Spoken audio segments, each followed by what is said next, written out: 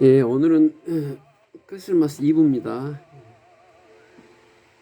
밖에는 눈이 오고 있어요. 예. 몇십 년 만에 보는 화이트 크리스마스 같아요. 오늘 날씨가 흐려서 눈도 좀 쌀 것 같아요. 제가 일기예보는 안 봤습니다만은 예, 좋습니다. 예, 어머님도 아침에 식사를 잘 하시고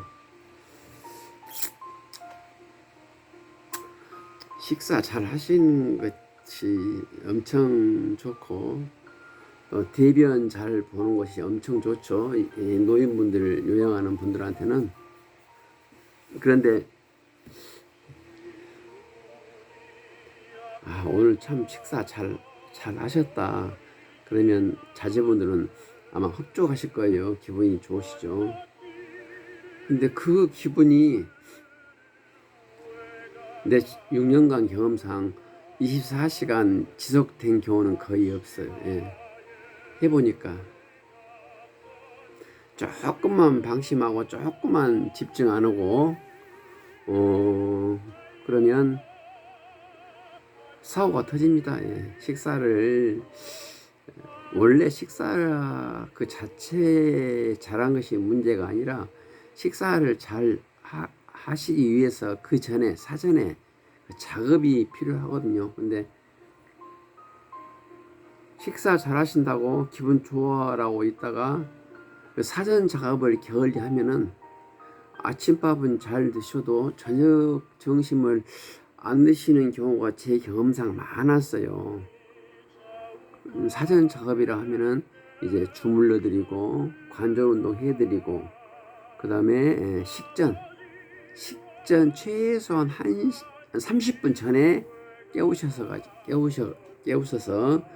이렇게 의자에 앉아 있는다거나 혹은 걷는다거나 못 고르신 분은 휠체어에 모셔서 산보를 한다거나 이렇게 해야만이 또 그 다음 식사도 오장육부가 열리고 침샘도 침에 나오고 또 목도 넘길 수 있고 이런 분위기가 되고 이러는데 아침에 잘 드셨다고 기분 좋아가지고 기고만장하고 있다가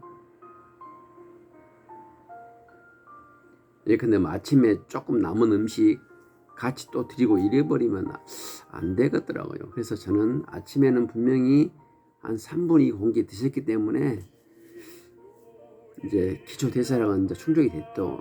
한 끼 에너지는 정심도 사전 운동을 하고 또 메뉴도 사전에 식사 전 한 30분 전까지는 세팅이 다 돼야 돼요. 허겁지겁 드리는 게 아니라 그러시면 좋을 것 같아요. 근데 이렇게 해도 어느 날 갑자기 이렇게 막 축 처져가지고 몸도 가누지 못하시고 고열이라고 이런 때도 간혹 있어요.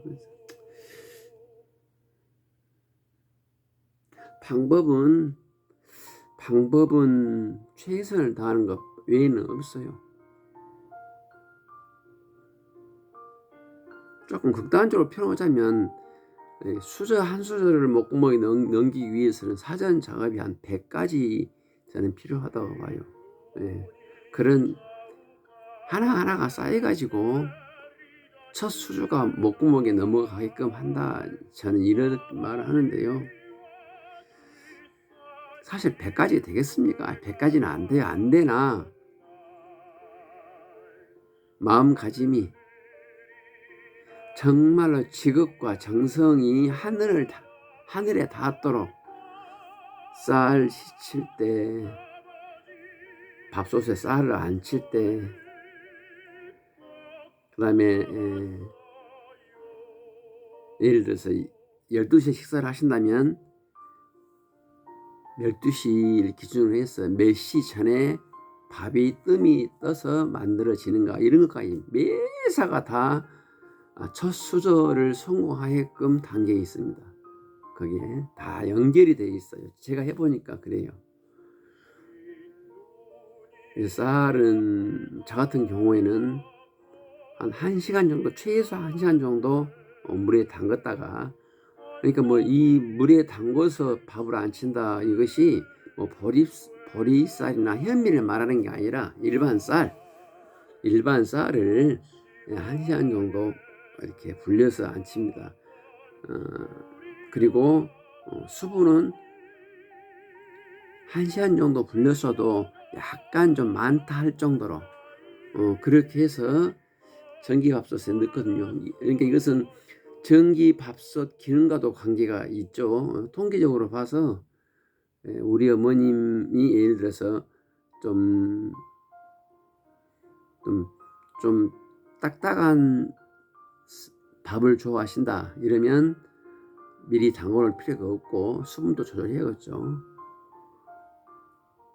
저희 어머님은 일단 틀리시고요. 아니면 치악력이 약해요. 그래서 밥이 막 죽처럼 그래버리면 또 안 됐고, 밥알이 굴러 다니되 밥알의 형태는 이때 최대한 찰지게 그렇게 해야 됩니다. 그래서 아까 말한 바와 같이 1시간 이상 불리고 물은 약간 이미 불린 상태이기 때문에 상당히 수분이 있습니다만 그래도 약간 많다는 생각으로 이렇게 밥을 안 쳐요.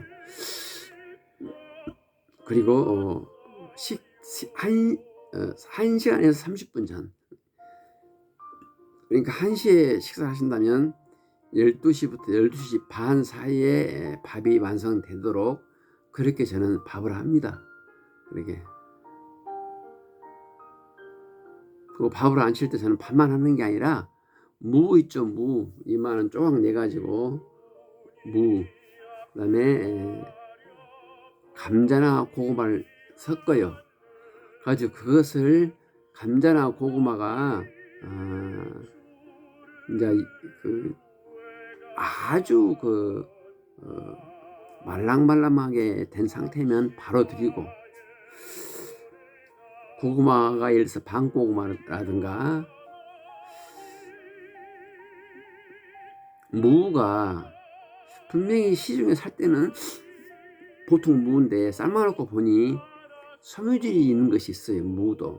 무도 이렇게 완전히 익히면 말랑말랑해야 되거든요. 그렇지 않은 것은 바로 믹서기로 갈아버립니다. 그래가지고 믹서기 갈 때 쌀을 조금 섞어요. 쌀밥을. 그래가지고 드리면 거기다가 간장 한 방울만 떨어뜨리고 참기름 한 방울만 떨어뜨리면 굉장히 식감이 좋습니다. 이게 예를 들어서 밥 하나만 갖고도 이래요. 예.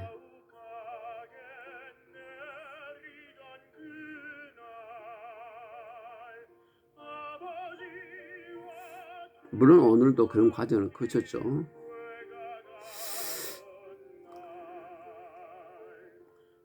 오늘만 같으면 참 좋겠는데 계속 어머님은 근력이 약해져요. 그래서 걱정입니다. 저는 이제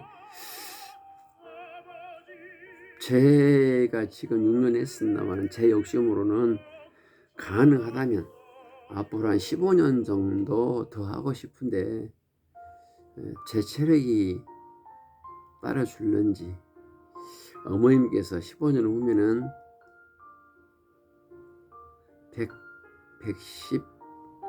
114세거든요. 15년 후면 물리적으로는 가능할 것 같은데 우선 제가 체력이 있어야 안전사고가 안 나겠죠. 침대에 눕혀서는 의미가 없어요.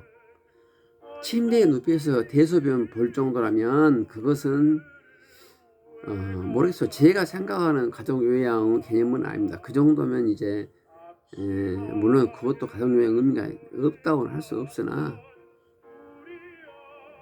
제 관점은 아니에요. 그래서 걷지는 못할지라도 간이병기에 지탱을 하고 자제분들이 꼬리뼈를 잡은 상태에서 거진 반부양 상태로 간이병기까지 걸어갈 수 있을 정도, 이 정도 해서 제가 앞으로 15년 더 했으면 좋겠다 이 말입니다. 이 이유는, 이렇게 생각하는 이유는 침대에서 대소변 보면요 인간적인 삶이 아닙니다. 일단은 부모님 입장으로 보나 자녀 입장으로 보나 그 자체가 너무 번거롭고 너무 비이성적이고 너무 힘들어요. 예.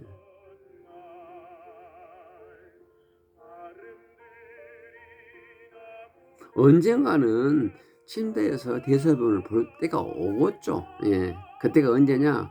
우선 제 체력이 받쳐주지 않을 때. 예. 지금은 제가 어머님을 지금 한 29kg, 8kg 나가는데요. 제가 어머니를 반부양 상태에서 변기로 이동하거든요. 꼬리뼈를 잡고 무게중심이 되면 제가 어머니를 한 손으로 들 수 있어요. 30kg이기 때문에 30kg 못 돼요. 그래서 어떤 일이더라도 어떤 돌발 사고가 일어나더라도 어머님은 콘크리트 이 방바닥에 넘어지지 않습니다. 제가 먼저 넘어지고 어머님 제에 떨어지게끔 그런 자세로 제가 이동을 하거든요. 지금은 그러니까 제가 15년 내가 모시려면 제 체력에 맞춰줘야 돼요. 그래서 저는 아침마다 스쿼트를 굉장히 심하게 하고요. 이 근력 운동을 많이 합니다. 그것 하려고. 네. 근데 요즘은 어머님께서 이 앞 손 힘이 많이 없어요. 그래서 간 이동기구 있잖아요. 보조기구 거기다 난간에 팔을 버텨야 되는데 그거를 못 버티니까 내가 밑에서 꼬리뼈를 잡더라도 앞으로 이렇게 넘어지더라고요. 물론 이것도 제가 다 보완해서 이동합니다만은 조금만 받쳐주면 제가 밑에서 살짝만 받들어주면 이동이 가능하거든요. 근데 지금 만약에 침대에서 대소변 봐버리면 군대 말로 이제 좌로골로 우로골로 하면서 이제 이게 그 기저귀를 갈아주는데요. 그게 일단은 굉장히 비위생적이고요. 아무리 깨끗이 한다 해도 서서 이게 밑에서 이렇게 쓴 상태에서 그 다리 사이로 사타구니를 닦은 것하고 누워서 닦은 거하고는 틀리죠. 예. 시간도 많이 걸리고 주변에 이렇게 뭐 이불이나 옷 그런 것들을 다 좀 튀길 수가 있고 가장 결정적인 것은 자제분들 허리가 이겨나지를 못해요. 제대로 하려면. 지금 요양원이나 일반 병원에서도 노인들 기저귀 간 거 보면은 정성이 부족하죠. 정성이 들어간다 이 말은 허리에 힘이 짱짱이 들어간 상태에서 제대로 기저귀를 채워 넣어 드리려면 굉장히 힘들어요. 그게. 그러니까 기저귀를 잘못 끼우니까 옆으로 변이나 소변이 새고 그러죠. 심지어는 그러니까 막 2개, 3개 한꺼번에 끼운 병원도 많아요. 제가 알기로는. 재료 끼면 하나만 되거든요. 하나면. 저는 지금 속기저귀 하나만 끼워요. 지금 어머니. 근데 속기저귀, 겉기저귀 하면서도 2개, 3개 한 병원을 내가 많이 봤습니다. 돌아다니면서. 속기저귀를 겉기저귀 무조건 하나죠. 예.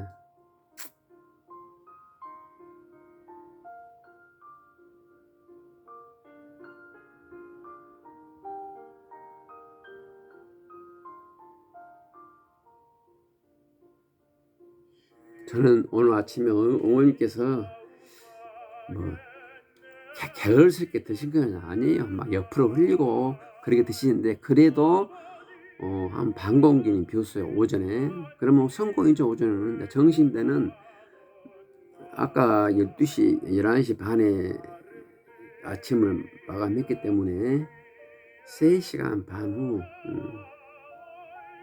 그러니까 3시간이면 2시 반 3시쯤이나 또 제가 정신을 드리려고 그래요. 그러려면 적어도 2시 그러니까 30분 후에 어머님을 제가 깨워서 또 휠체어 산번 나갑니다. 오늘은 밖에 굉장히 춥고 눈이 오는데 지금 조금 망설여집니다만 그래도 나가려고 그래요. 그래서 한번 칼바람도 맞아보고 엄청난 눈보라에 콧물도 좀 나오고 이런 과정이 거쳐야 돼요. 저는 그렇게 봅니다. 저는 물론 그것이 과하면 감기에 걸리고 몸이免疫力을 약화시키고 그러겠죠. 근데 한 30분 정도 그 정도는 한번 외부 변화에 몸이 적응할 수 있는 훈련을 해야 된다고 봐요. 저는 그렇게 해왔습니다. 2년 동안. 그래서 이렇게 휠체어 몰고 영하 10도에 걸면서도 어머님 코에 콧물이 맺히는 걸 안 맺히는가 봐요. 콧물이 맺히면 정상이라는 거예요. 몸이. 일단은 그러면 이제 얼른 집으로 유턴하죠. 그 정도 콧물 나오면.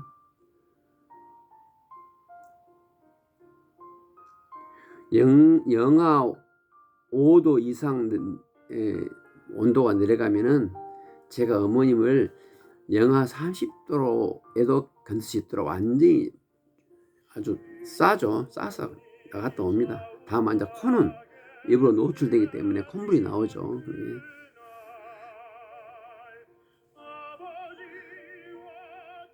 항상 그 몸이 반응하는 훈련을 저는 많이 해왔어요. 지금까지. 그래서 봄, 여름, 가을, 겨울 꾸준히 휠체어 산보를 적어도 하루에 1시간 이상 해드렸습니다. 지금까지 6년째 365일 6년 하루에 1시간 이상 최소. 그러니까 저는 병원에서 아니올시다, 더 이상 우리로서는 할 일이 없습니다, 퇴원하세요, 이렇게 막 등을 밀었어요. 퇴원하라고. 그래서 저희는 어머님 관을 짜놓은 상태에서 퇴원을 했어요. 그때 막 열이 나오고 코로 식사하시고 그럴 때인데, 그래서 어찌하여 코에 빼고 그 다음에 허리와 이 목을 지탱할 수 있도록 근육을 또 보완하고, 그래서 지금은 고개는 지탱을 해요. 강력하지는 않습니다만은 지탱을 해요.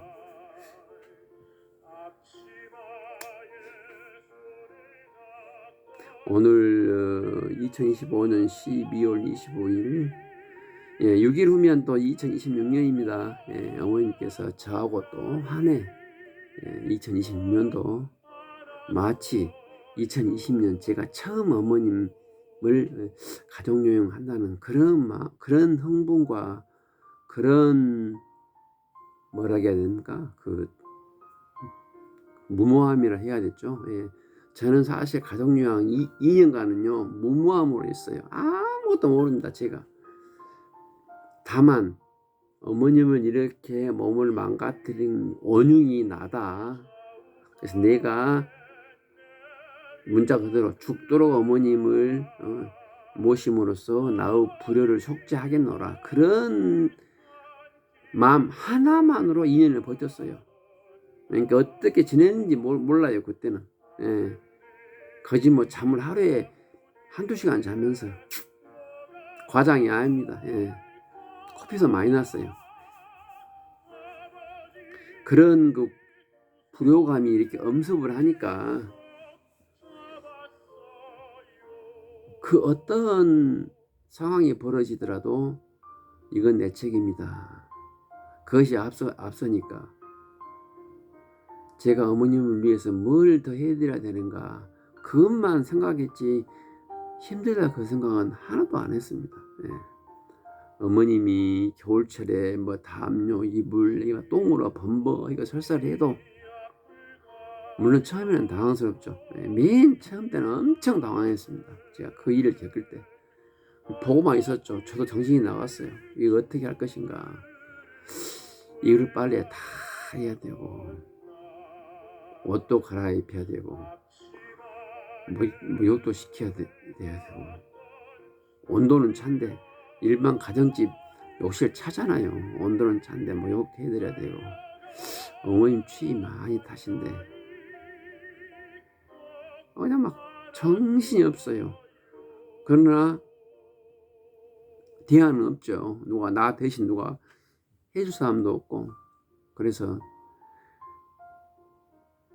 허겁지겁 막 좌충우돌 하면서 목욕을 시켜드렸죠. 내 깐에는 한다고 했어도 목욕을 하기 위해서는 먼저 어머님 속옷 다 챙겨드리고, 그다음에 어머님 샴푸, 어머님 바디로션 챙겨드리고, 그다음에 욕실에 최소 타월 3개를 준비하고, 욕실 나와서 걸어갈 때 그다음 이제 간이 이동 보조기구를 항상 욕실 앞에 세팅한 상태 하에서 욕실 들어가야 되는데, 그것도 막 없이 했어요. 그러니까 목욕하고 나서 보니까 기저귀도 없지, 간이 이동 보조기구도 없지. 어머님은 그대로 놔두면 옆으로 쓰러지는데 목욕탕에서 밑에는 콘크리트 바닥이지. 어떻게 했는지 모르겠어요. 어쨌든 간 방법이 있습니까? 방법이 없죠. 그대로 놔둔 상태에서는 방까지 이동을 못하니까 어머니 기저귀도 못 채우고 간 이동 기구도 이동도 못하고 제가 어머님을 껴안고 이렇게 왔죠. 이런 시행착오를 거듭하면서 목욕을 할 때는 어떻게 해야 되겠다. 겨울철에는 모르겠어요. 우리 어머니 추위 엄청 탔어요.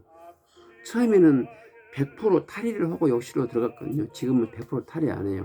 하체만 탈의합니다. 하체만.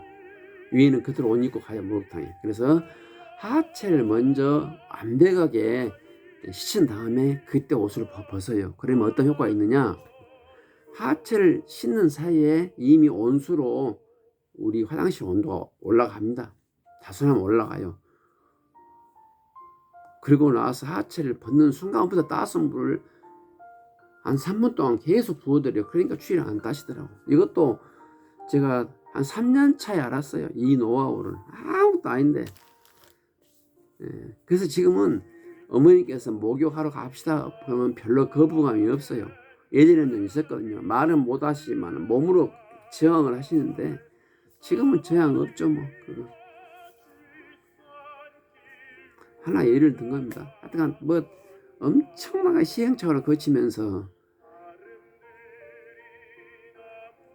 내가 나이가 80이 될 때까지 내 어머님을 한 20년 동안 모셔야겠다, 그런 마음으로 시작을 하니까 매 순간순간마다 적게 되고 통계를 보게 되고, 이럴 때는 이렇더라, 이럴 때는 이렇더라,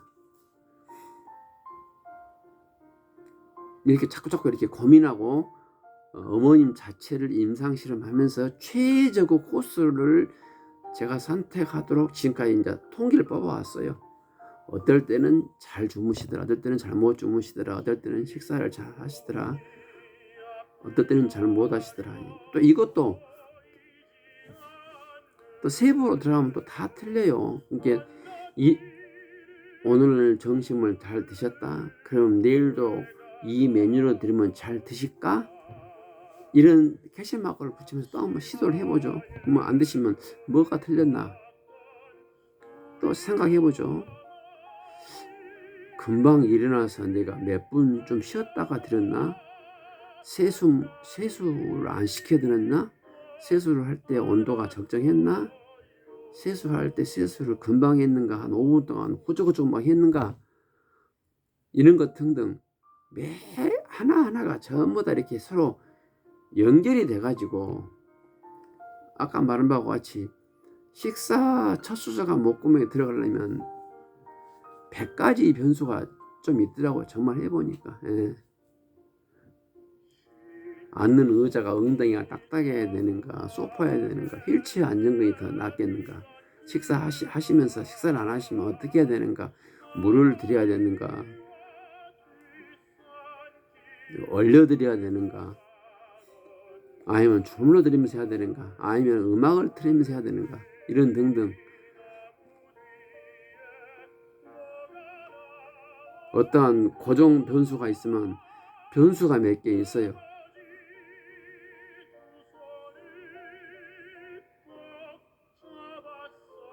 아이고, 그렇습니다. 그래서 지금은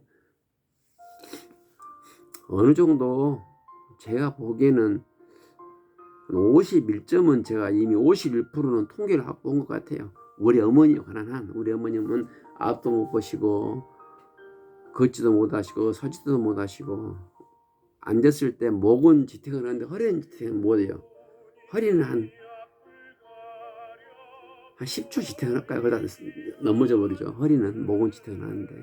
이제 이런 상황 하에서 제가 여러 가지 각 어머님 행동마다 통계를 뽑아왔는데 다른 분한테 적용하지는 쉽지 않겠죠. 어머님에게 세팅화된 그런 통계이기 때문에 통계는 알으면 뭐합니까? 또 제 몸이 건강해야죠. 저는 그게 걱정이에요 지금.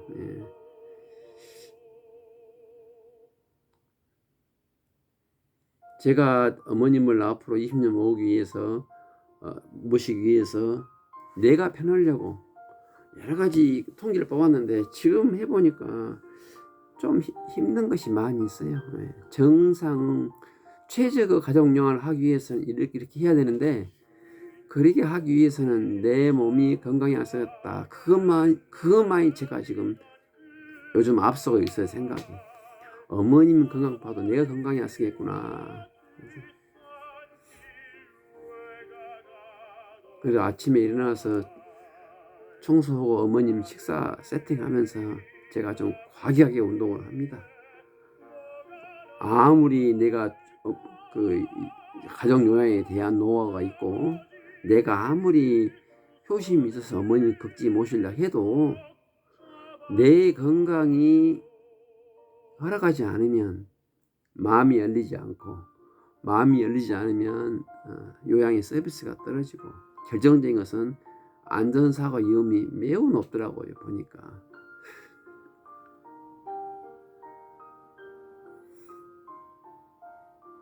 식사만 잘 드시면 막말로 어머님 침대에서 대소변 가려도 사시긴 사세요.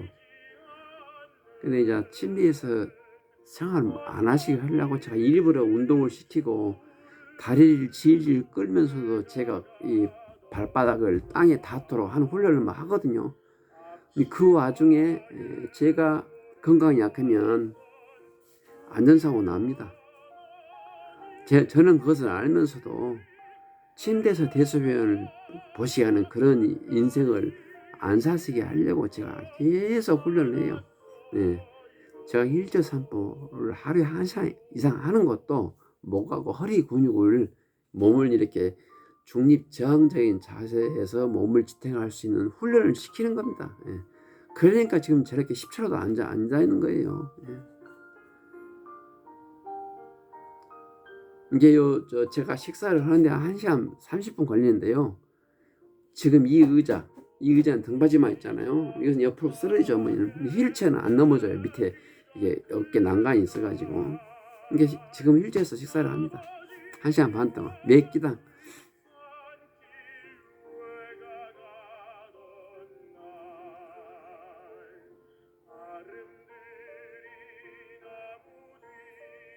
어머님을 24시간 막 전담 막 하다 보니까 저는 포기했죠. 제 인생을 포기했는데 꼭 이렇게 내 마음의 평정심을 흐트러뜨리는 그런 인자가 있어요. 근데 그마저도 제가 미리 정리하려고 합니다. 그것은 이제 제 자식이죠. 제 마누라죠. 제 친구죠. 또 우리 형제 자매죠. 모두가 다 저를 생각하는 마음으로 전화를 걸고 방문하겠습니다만은 이렇게 오다 보면 충돌이 일어나요. 그게 곰곰이 생각해 보니까 모두가 다 효심에서 나오는 행동인데 왜 충돌이 일어날까? 제가 결론 내린 것은 24시간 말도 못하고 움직이도 못하고 하는 분을 몇 년간 모시는 사람의 세계하고 일반적인 사람들하고 세계는 괴가 틀려요. 괴가 차원이 틀려요. 저는 그렇게 요즘 결론을 내렸습니다.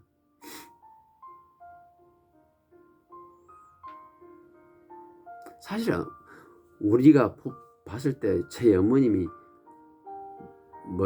물리적으로는 인간입니다만 이제 사람입니까? 말도 못하고 표현도 못하고 걷지도 못하고 서지도 못하고 이렇게 하루네 이렇게 있는데 누가 밥을 안 주면 배고프다고 말은 하나 춥다고는 말은 그 정도는 하십니다. 그런 분을 내가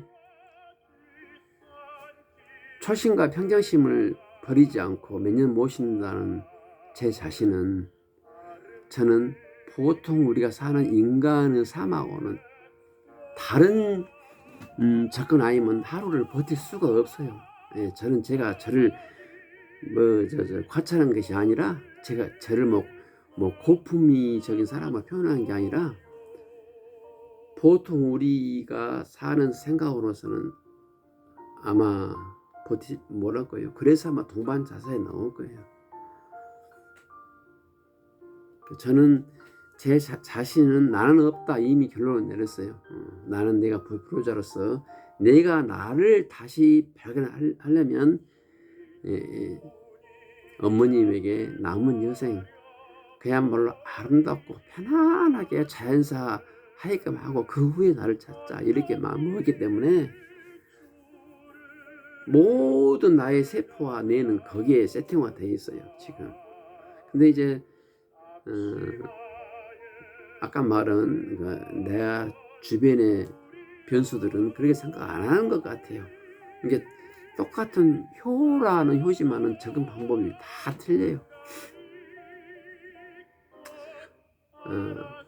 가족 요양이 농문하다 보면은 아까 제가 강조했던 내 자신의 건강도 문제이거니와 나를 둘러싼 가장 가까운 인자들하고 관계를 정리하는 것이 굉장히 중요합니다. 그렇지 않으면 될 수가 없어요.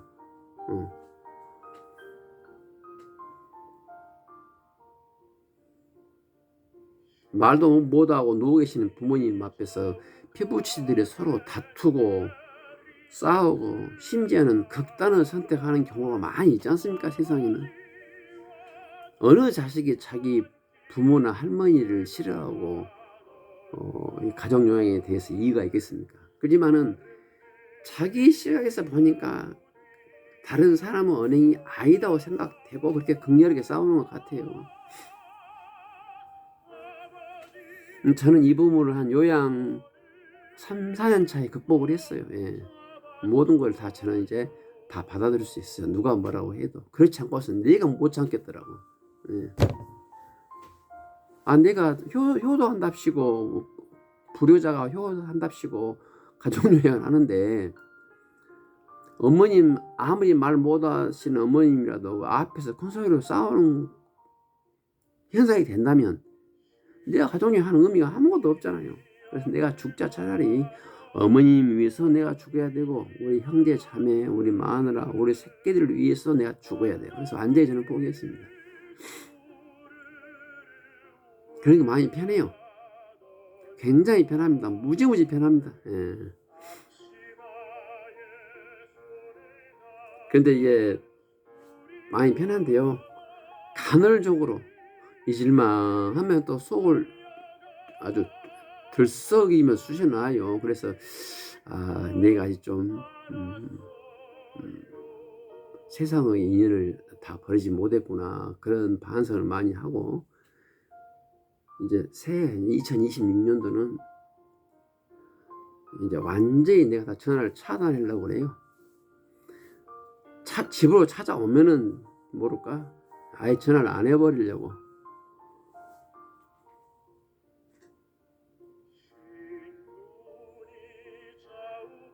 고민 많이 했습니다. 이것 가지고. 그래서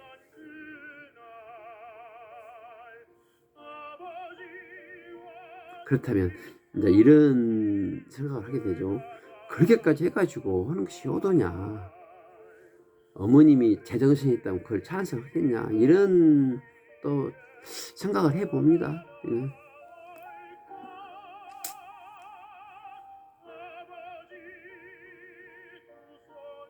그런데 우리가 이런 의사 선택을 할 때요 우선순위가 있죠. 이렇게 여러 가지 혼란과 선택의 변수가 너무 많은데요. 이제 순위가 저는 어머님이 이게 어머님의 요양 가정 요양과 비치는 나머지 것들은 어머님 살아계신 동안에는 전부 다 후순위로 다 제가 밀쳐놨어요. 그래서 제가 어머님 살아계신 동안에 내가 어머님에게 집중하기 위해서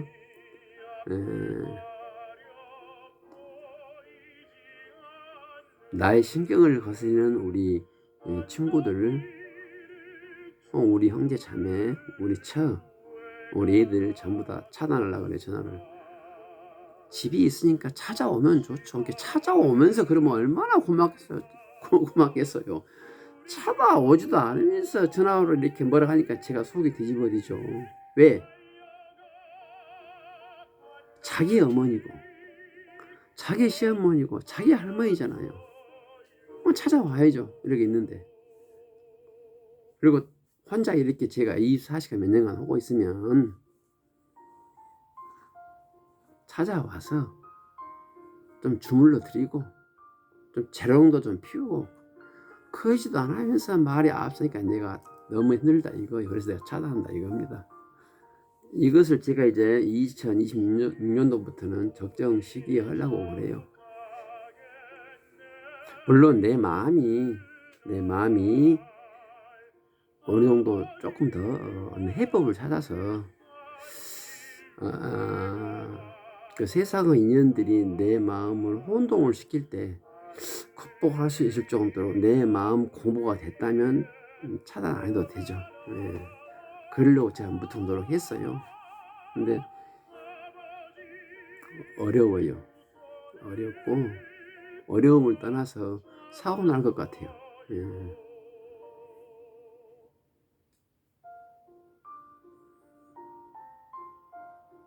그래서 조금 차단을 하자 그 생각을 하고 어떻게 차단하는 것이 아름답고 잡음이 없게 될까 그것만 지금 제가 생각하고 있습니다. 지금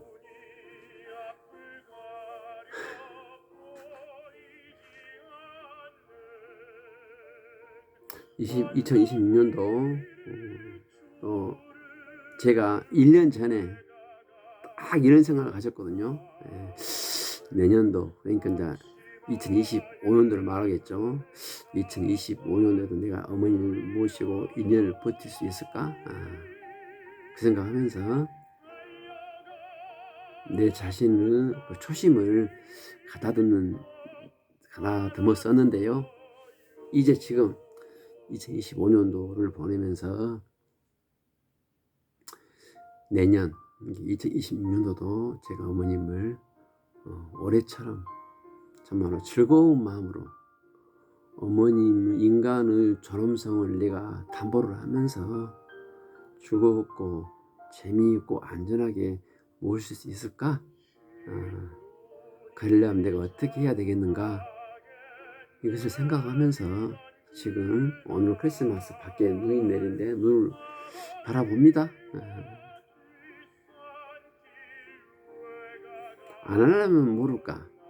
할 바에는 즐겁고 재밌게 해야겠죠. 제가 군대를 갔을 때 그런 마음입니다. 안 하려면 모를까? 즐겁고 재밌게 해야죠. 힘들죠. 힘들죠. 힘든데 더 좋은 환경, 더 좋은 삶을 영위하기 위해서는 이걸 제 고난을 겪어야 된다고 봐요. 저는 분명히 하나의 인생, 이 지구로 하나의 인생으로 왔는데 제가 어머님을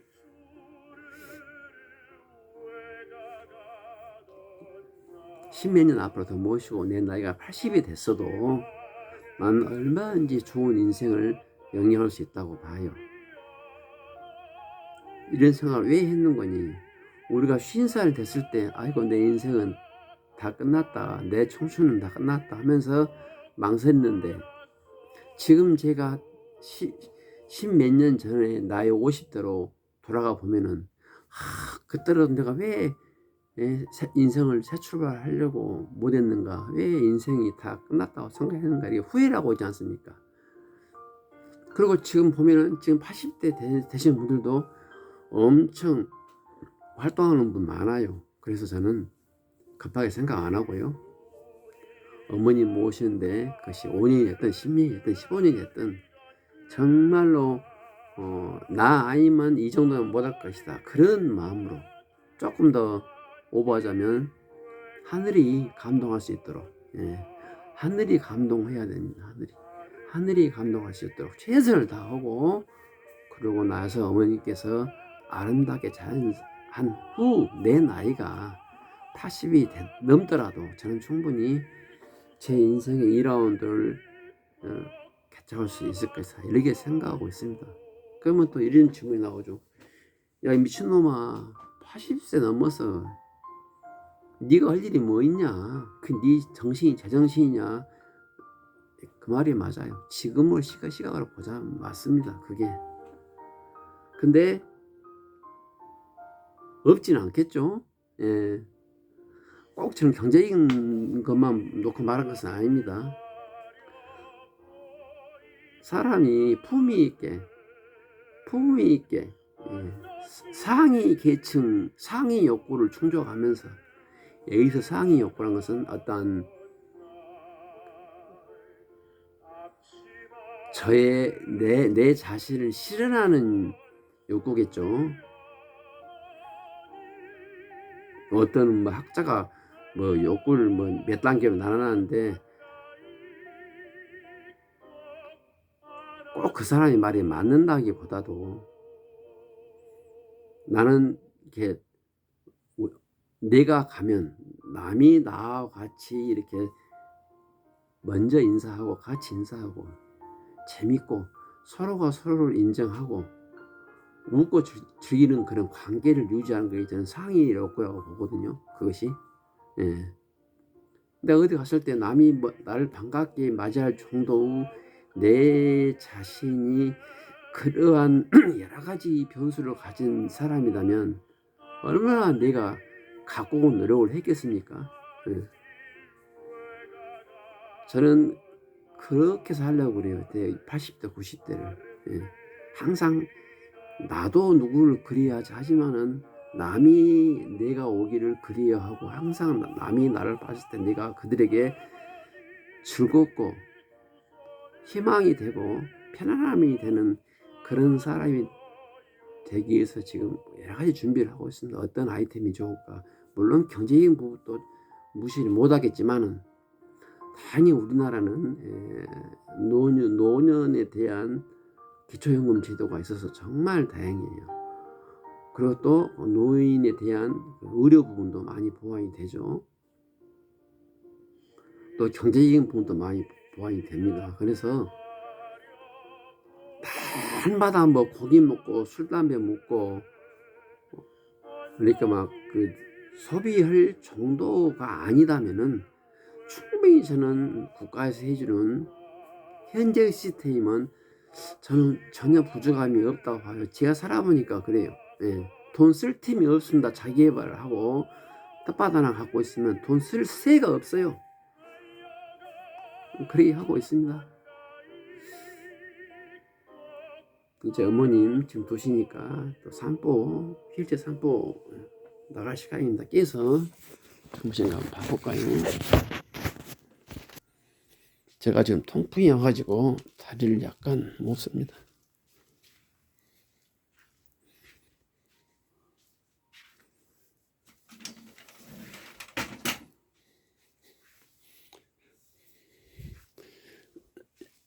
보일러 좀 꺼야겠네요. 오전 내 틀어놨는데.